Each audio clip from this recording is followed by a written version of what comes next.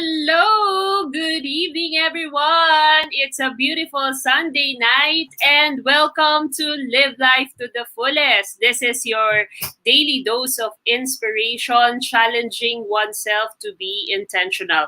I invite you every 9 p.m. as I share my reflections for the day in the hope that I get to inspire and empower you to live life to the fullest. Why am I doing this? Because for the past 300 plus days, I saw the benefit of living intentionally. Everything that I do is aligned to my purpose, passions, and core values. Also, I want you to benefit from it.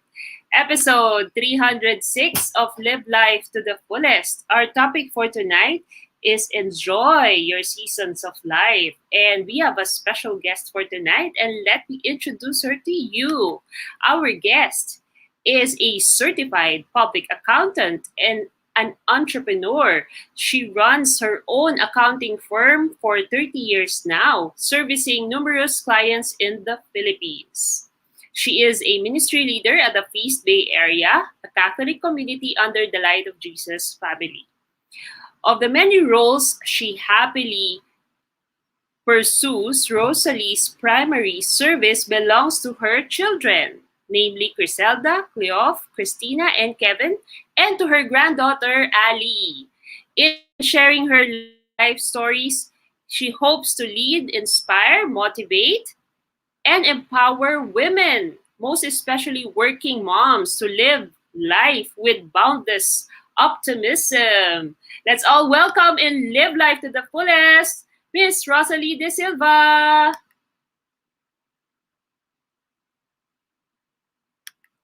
Hi, Sis Sally. Oops, what happened?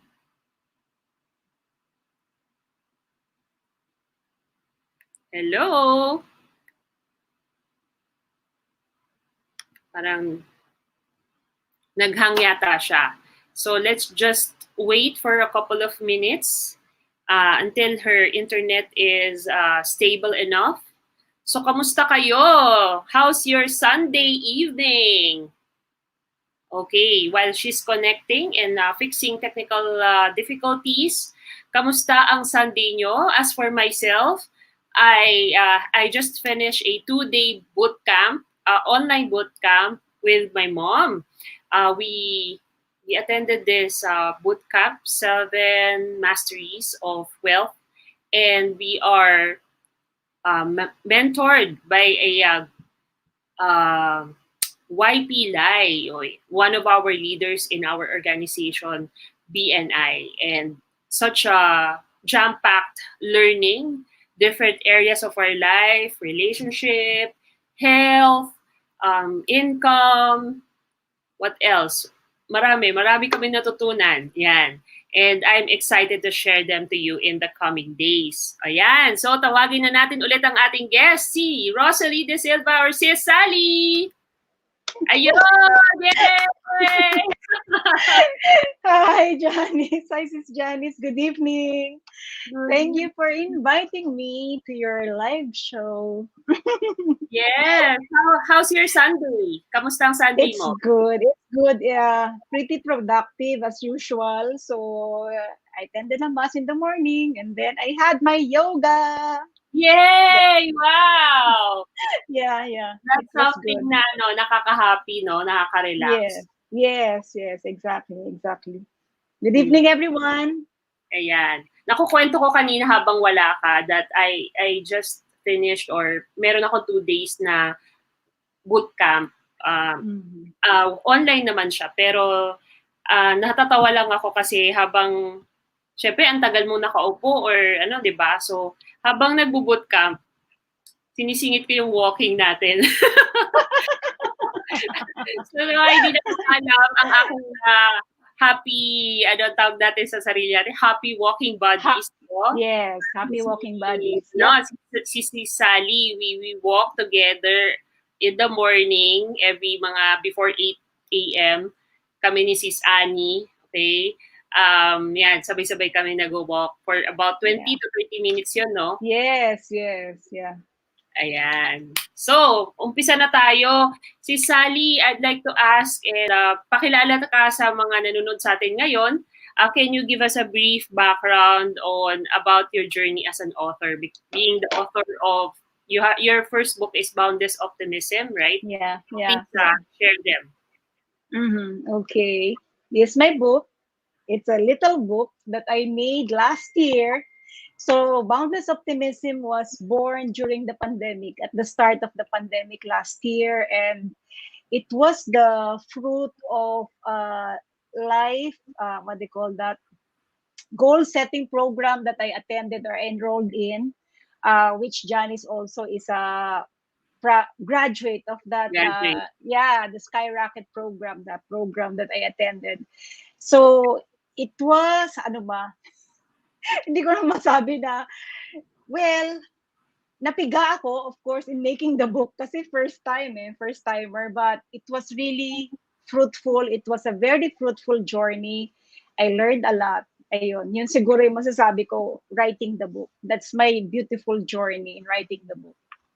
Pero si Sally, Yeah. ano yung, talagang last year mo lang ba siya naisip gawin? Or ever since medyo matagal na balak mo siyang gawin, pero finally, last year mo lang siya na-launch? Yes, actually, always, it was in my dream board, like here, in my career there. It's one of my dreams, actually, one of the biggest dreams that I have, to write a book. But I was thinking, actually, what I had in mind that time was, I'm going to write it when I retire. Yeah. Little did I know that it will be, yeah, it will be written during the time of, the time of difficulties last year, during the start of the pandemic. And I'm grateful that I have done it. Sobrang na-bless, may mga na-bless kang tao because of your book, right? So, can you share to our Thank you. viewers, ano ba yung life message na you want to impart in your book? Yeah, okay. By the title of the book itself, it's Boundless Optimism. So boundless means limitless, unlimited. And optimism is confidence in the future. So siguro yung first and foremost, yun talaga yung pinaka-big message ng book is that whatever challenges or struggles we come into or we face in life, we can, as long as we believe, we can pass it. Lalampasan natin lahat yan. All things passes, di ba? Sinasabi natin yan. And if one truly believe, in my case, I truly believe that I can do it. So I did it. So it happened in my life. So yun siguro yung it's one of the greatest life lessons that I want to impart in my book. That, yeah, look far ahead with boundless optimism. Just carry on, just keep on moving forward, and you'll reach your destination for sure. Ayan. Kwentuhan mo naman sila nung medyo alam ko na yung kwento niya, no? Kasi may copy din ko ng libro. Pero kwentuhan mo naman sila. Isang story lang from your book na masasabi mo that there is a challenge that you were able to overcome because of your optimism. Okay. Siguro yung first, the 19,000. That changed my life. For those who haven't read or doesn't have a copy yet of the book, I would like to share that the first story was that 19,000 that changed my life. I will not reveal the whole story, but that 19,000 is not 19,000 steps. So you have to read the book so you'll know what does 19,000 stands for. But that part is that part of my life. It really changed my life because of that amount. Sinabi ko rin pala. Because it changed my life, because I clung or I stick to my old dream. A dream that I was supposed to, parang na-set aside siya for a while. It was set aside. and then it came to life again because of that 19,000, and I never looked back. And until now, that dream that came true because of that 19,000 is still alive until now. That's the accounting firm that I have. O, Ayun diba? siguro, shortcut niya. Yes, yes. Yes. So kung gusto nyong malaman ang mga details pa ng kwento na yan, you get a copy of the book. So later on, we'll ask Sis Sally to promote so that you can get a copy of her book. Okay. Thank you. Speaking Yes. of your journey, what is so far yung pwede mong i-share sa mga viewers natin in terms of your key learnings as an author? Yeah, key learnings as an author. Since I'm a first-time writer, of course, I'm a first-time author, and I chose non-fiction writing. So, meaning facts, you have to state the facts, share the stories. And in my case, I chose to share my stories. Siguro, the first key learning that I learned writing the book or as an author is that you cannot stick to your schedule. It's impossible. So I have to be flexible. That's for one. I have to be flexible in such a way that if I write, for example, I in my to-dos, I wrote at this hour or at this time I have to write. It's impossible that you can just, di ba, hindi mo pa pwedeng ano yung utak mo para lumabas na what you're going to write. So it's a matter of timing also, because you have to be inspired when you write. You have to keep the thought flowing. So you have to be I have to be flexible. I have to choose that place and the time. So that's one key learning.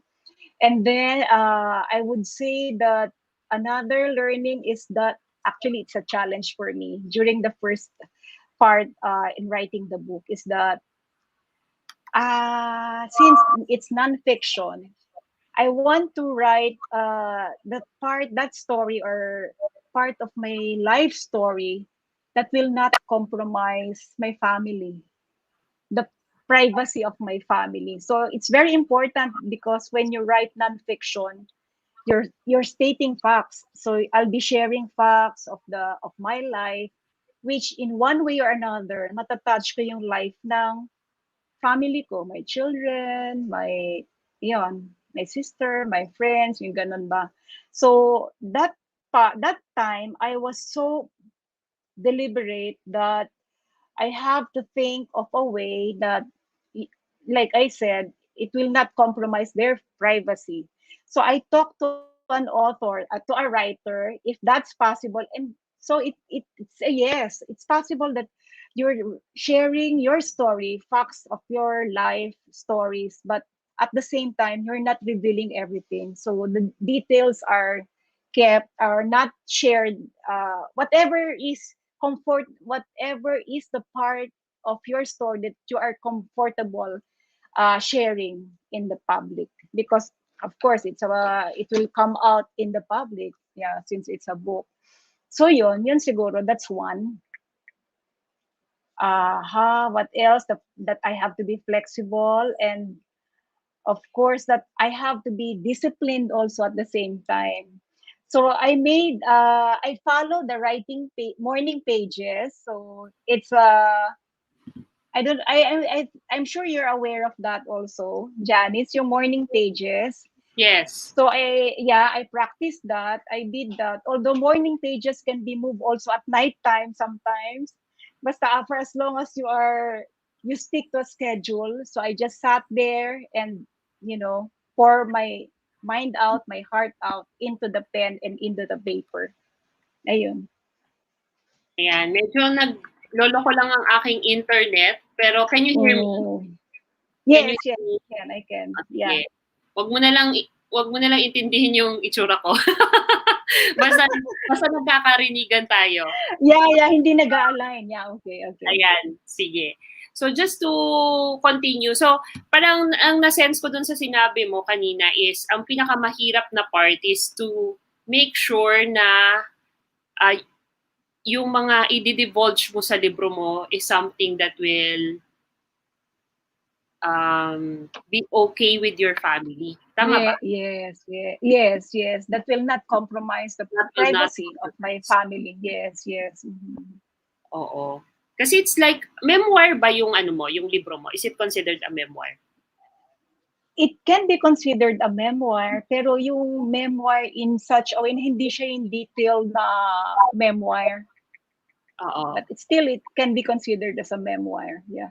Oo. Kasi hindi rin naman siya considered as autobiography.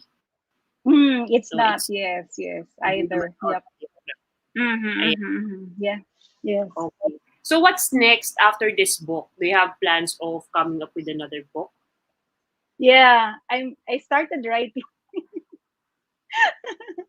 I started writing the second book. Ano ba yun? Hindi naman siya continuation, but since I wasn't able to share, of course, not everything, but I guess I still have lots of stories to share. So there's another book coming.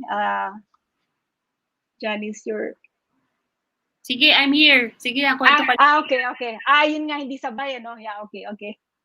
So I started writing my second book. I can Oh, share it with you sa next visit ko. Nag-visit talaga. sige. I will ask you to invite me. Oh, i-invite kita ulit dito sa show to promote that book. Yes. Thank you. Okay. So for our next question, Sally, our topic is about enjoying the seasons of life, right?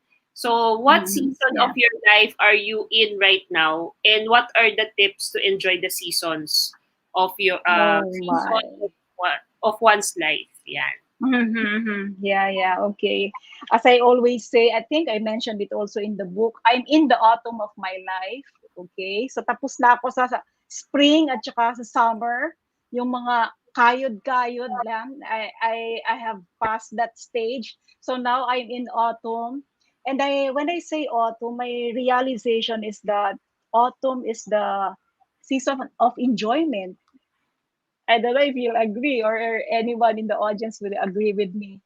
It's a season of enjoyment because you are reaping, so to speak, or I am enjoying the fruits of what I've done during my younger years.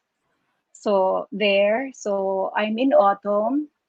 It is also the season of, I guess, if I may call it maturity. I have matured enough. I have leveled up. Ayan. And then siguro another that I would like to share in autumn is that it's a season of giving also. It's the Yeah. season of paying it forward. It's the season where you pay forward for all the blessings, being grateful for all the blessings that you have in your life. Ayun, that's the season where I am right now, and I'm so loving it. Ayun, palagi ko sinasabi to. It's always something that I am proud about, I guess, that I am enjoying the season of my life at the moment. And okay, so the next question was what are the tips that I can, tama ba? The tips that I can share Yes, to tips. enjoy. Yes. Okay. The tips that I can share. Siguro, first and foremost, as cliche as it sounds, be grateful.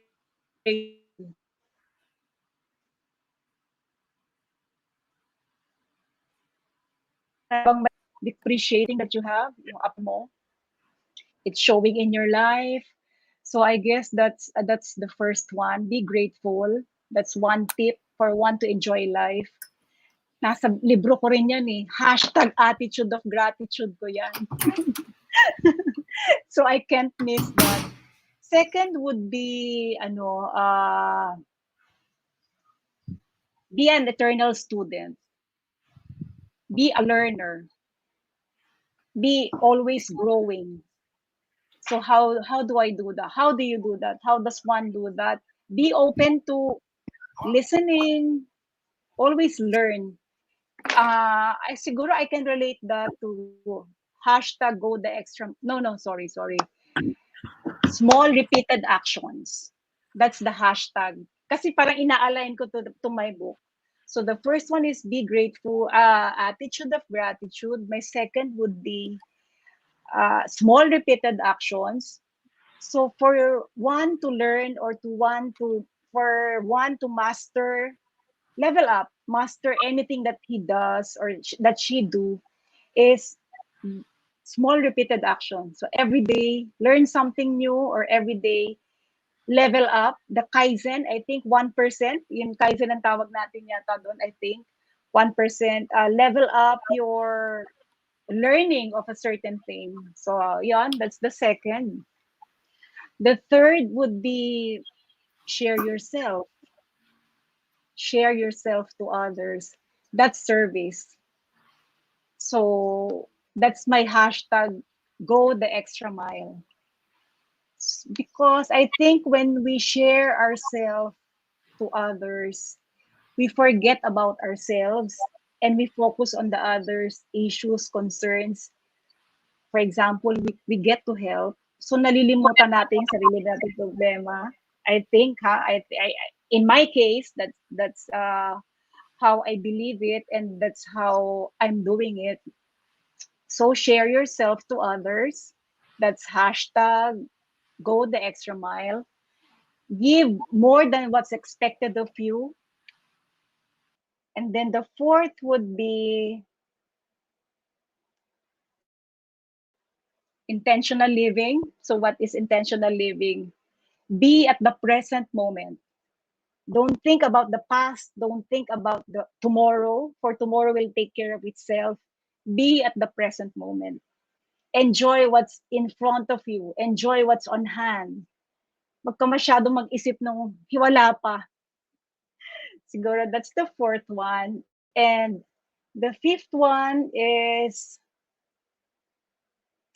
know that everything is grace. Lahat bigay ni God. Wow, ang ganda nun. Ayan, kita mo naman, nagbago ako ng background. Hindi na kaya ng internet ko dun sa isang Hindi location ko. kinaya. Ang ganda nun, Okay, si Sally. Everything is grace. Totoo yeah. naman yun talaga. Just always be grateful in what you have, in what season of life you're in right now. In the case of si Sally, Yeah. sabi nga niya, nasa autumn na siya ngayon. So she's in that stage of her life na paying it forward. Kaya I'm a witness to that, na how generous she is in the communities that she is serving. Kaya lalo siyang pinagpapala pa ni Lord dahil nga ang dami niyang tinutulungan ngayon. Especially right now, di ba may bago kang advocacy, which is you're helping out mga entrepreneurs, right? Can you share that to us more? Yeah, yes. Yeah, sure, of course. So we have that small community in our community, the the 5 a.m. Club, wherein it's called Entrepreneur Circle, and we help startups. Hindi lang ako, it's a group that we help each other. Like we share information and we share the information to the group, to the members of the group. And in my case, since I'm an accountant and I have an accounting firm, so what I offer is bookkeeping or how to file their taxes, how to start registering their business, if it's due for registering already, stuff like those. How can I help them to expand their business or to build their clients? I think I discussed that in one of our session in the entrepreneur circle. And yun yung ko, I want to help startups, those that are probably employed at the same time, want to have a side hustle. So yon, gusto ko silang i-guide in whatever way I can. be it in taxation or accounting or bookkeeping. There.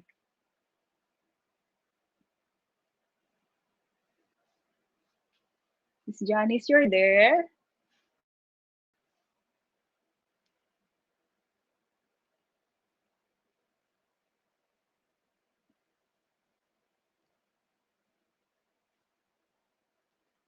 So yun, for those who are watching us, I think this Janice, yan, nawala siguro yung ano niya, signal niya. For those who are watching, if you're a member of Rise Up, this 5 a.m. club, you may want to join our entrepreneur circle so we can learn from each other. We can share ideas, we can share our views, our learnings, especially about business. If you want to start a business, however size it is, you can ask me and join our group.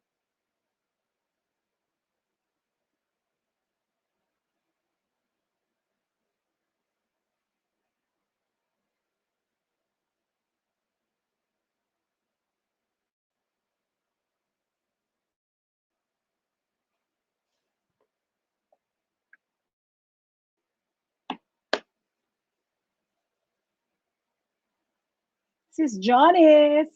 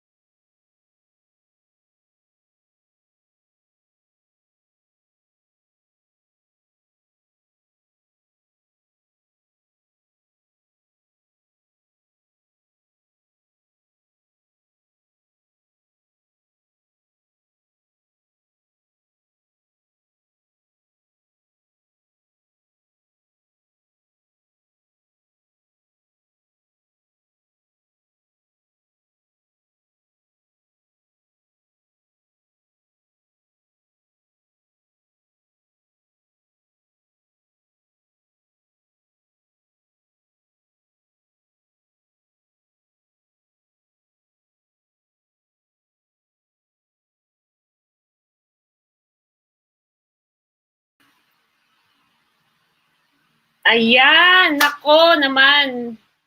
Anong nangyari sa ating internet? Nawala ng aking guest.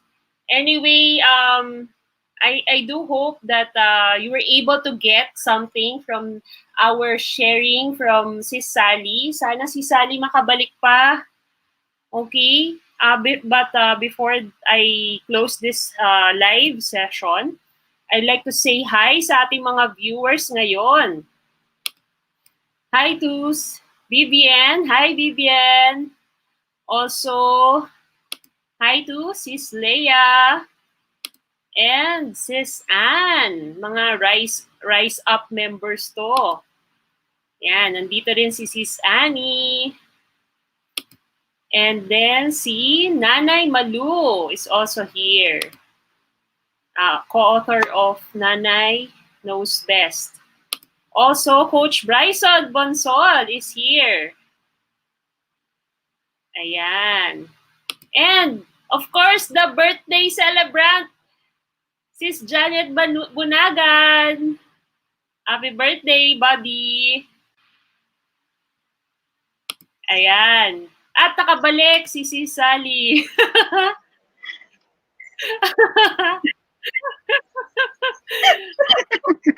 Ang saya-saya. Ang saya, di ba? Ang saya-saya. Batiin natin ang ating kasama sa live. Buddy Janet. Janet, happy birthday. Today's her birthday. Ayan, si Sis Ann. May question dito si Sis Ann. Ay. How do we join the Entreps yeah. circle? We can share the link, Sis Ann. Sige. I'll send you the link. Oo. Pwede nating ilagay sa comment section yung link to join the Entreps circle. Yan. Hindi natin alam. I will ask Ito si Pinky Pinky, to nanonood si Pinky. Pinky, baka pwede mong ilagay sa comment section yung ating link para sa Entrep Circle. So that those who are watching can also check it out and they can be part of the Entrep Circle. Yeah. Ayan. Yes, please, Pink. Ayan. Okay, so si Sally, before bumigay pa lalo ng tuluyan ng ating internet, please feel free to share and promote your book to our viewers.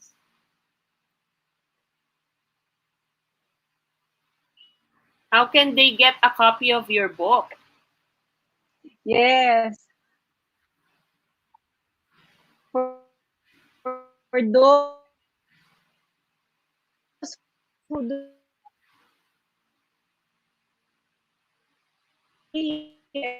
Boundless Optimism, please book, and it's also in Lazada and Shopee. Oy, bongga. Nasa Lazada at nasa Shopee. Yes. And you can also personally message si Sally para merong autograph. Autograph. Diba? Yes, of Oo, course. Autograph. Or they can go to Facebook page of Boundless Optimism. We have a Facebook page also. Ayun. Please go to Boundless Optimism Facebook page and like the page. Facebook page. Pwede nyo rin i-message doon Message me for what? Yes, message. Yep, Ayan. right. So, maganda siyang pangregalo, especially now na malapit na ang Christmas. Alam niyo naman, by next week, kakanta na si Jose Marichan.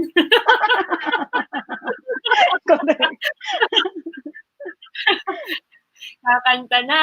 So, yan, ihanda na natin ang ating mga budget pang Anyway, syempre alam naman natin very difficult ang times ngayon si Sally. Ano ba yung pwede mong final message na pwede mong i-share sa mga viewers natin ngayon, especially during these trying times? What's your final message to them?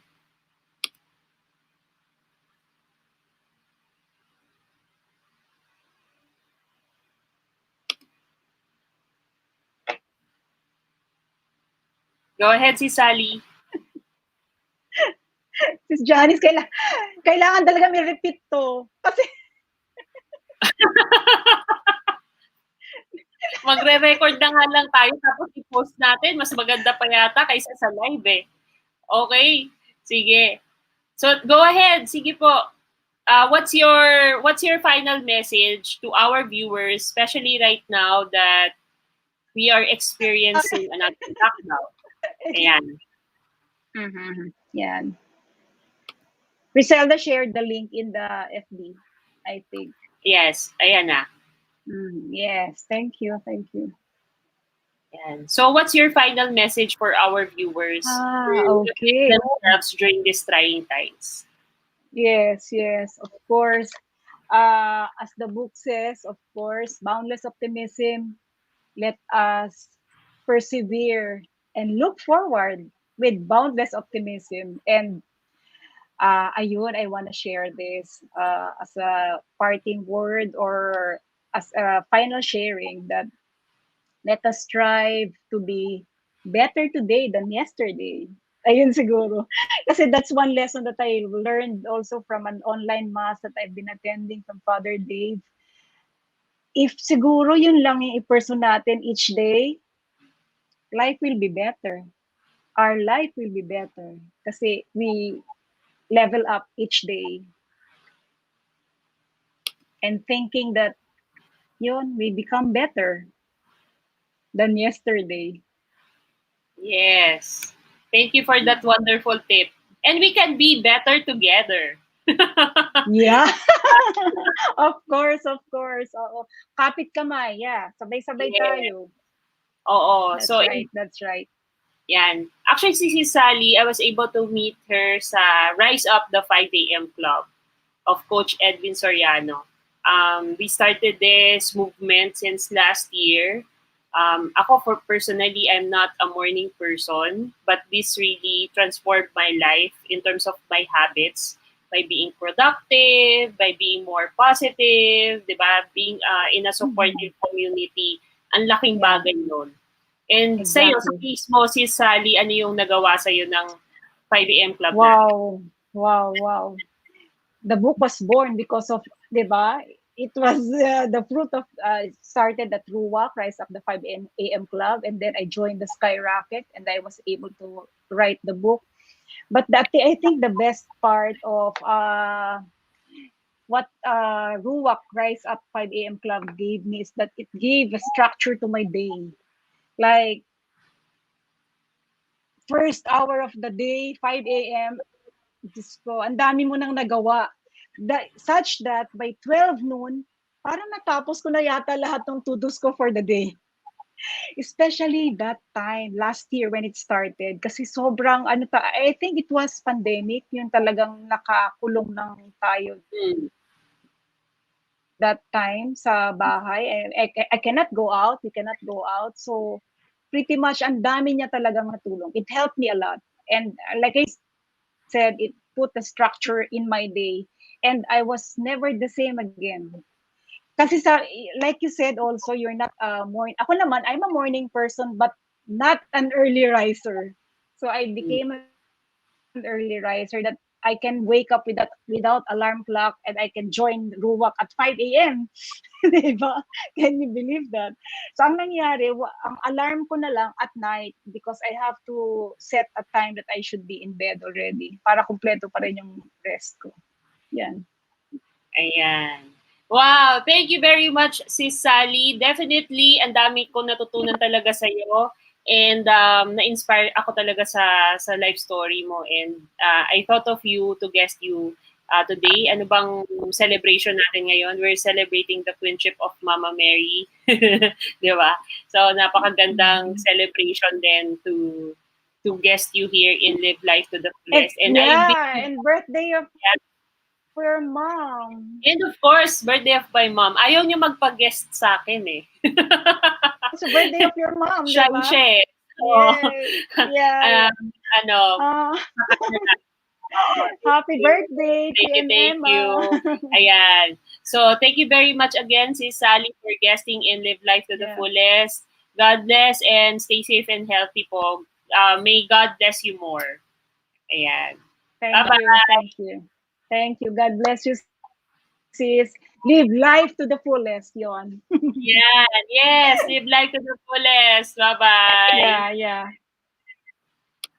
Ayan. So, there you have it, friends. We're able to interview kahit na medyo may technical difficulties tayo na kapag-share pa rin naman si Sally sa atin ngayong gabi. And I hope you were able to gain something from it. If you are able to pick up something that is valuable, kindly put it in our chat, in our comment section so that we can highlight it later on after this live. Thank you po sa mga nanood at nag-stay up to this time. Alam ko po na Sunday is family time, it's rest day, but you took your time to be with us during this live. And for those who will be watching this on replay, please do also engage with us so that we can interact with you even after. God bless everyone. Good night. Stay safe and healthy. And of course, I will see you again tomorrow. Bye-bye.